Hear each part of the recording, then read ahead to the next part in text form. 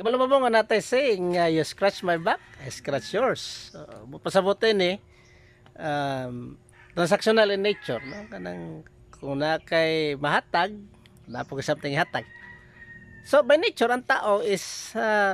dito gyud ka kung kinsa ang tanaw ni maka benefits ka na kay makuha normally dito gyud ka mo attach kumbaga.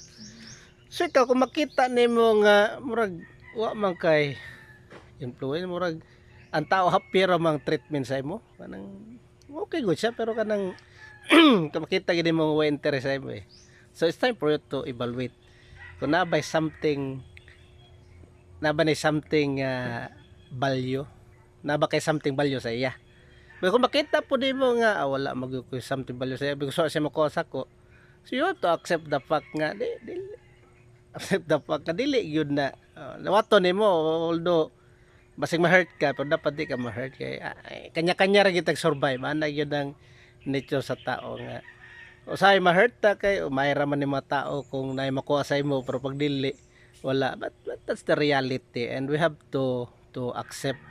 that reality kanya-kanya matag diskarte sa kinabuhi.